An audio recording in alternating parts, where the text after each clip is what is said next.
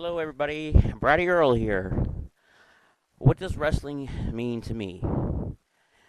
Well, let's see. I started watching wrestling when I was about 4 years old back in 1974. Yeah, that shows my age. I'm old.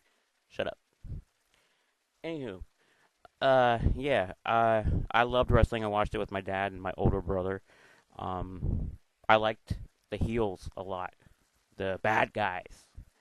I liked a lot of the good guys too, but the bad guys is what really got your juices flowing. You wanted to see sometimes the bad guys beat up on the good guys, and then you want the good guys who were supposed to be the underdogs rise to the occasion and win. But I was not a Hulkamaniac, brother. Never. When he came, I wanted everybody to beat the crap out of him, and it didn't happen. And Andre the Giant could have really done it for real, and Hogan knew that. That night, that epic battle, when he was to pass the torch to Hogan, I was hoping he wouldn't. Hogan didn't know whether he was going to do it or not. He admitted he was scared. I would have been scared too. But I digress. If this is what it's supposed to be what I like about wrestling. Um, it means a lot to me. I wanted to be a professional wrestler ever since I could watch it. I was a gymnast, and I did a lot of high flying stuff. Me and my brother wrestled each other a lot.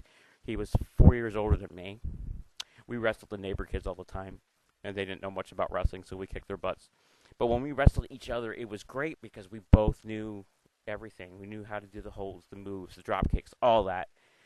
I'm surprised we didn't kill ourselves because back then it was kayfabe. It was real. So we pretty much beat that crap out of each other. And I wouldn't call it backyard wrestling later in my life. I was in like a wrestling league. We were in an outbuilding on a farm. It had a real ring.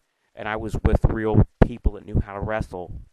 And I wrestled with them. And we had our own little organization called the what were we called? Our Community Wrestling. OCW. Because I was the OCW champion 3 times, tag team champion 3 times. It was funny, but it was cool. I went by Marty Michaels at one point because I was a big Rockers fan. The Ultimate Adonis at one point, and the Glam Rocker Ricky Jazz, among other things, other names. But I had a heck of a time and I loved it. So later on, I practiced and trained to enter Tough Enough. I wanted to be on that show Tough Enough so bad. And I was training for it. And then I get hurt at work, my day job. And I hurt my back really, really bad to the point where I was disabled. And that just ruined my dream right there. To this day, I still think about wrestling. I watch it all the time. I love it. I want to be a part of it. I made friends with a lot of professional wrestlers.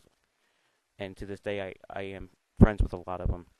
One of my favorites was Chris Canyon. We became really good friends the last 3 years of his life, I believe, for 3 or 4 years. And we're both bipolar. And I joked about it one time that if I could get back into wrestling, we would have been a tag team called the Bipolar Express. He loved that idea and the name, and so did I just miss him. I miss a lot of the guys that have lost their lives for the business. There's way too many to mention. And it seems like we keep losing more. But wrestling means a lot to me, not this Hollywood crap. So that's what wrestling means to me.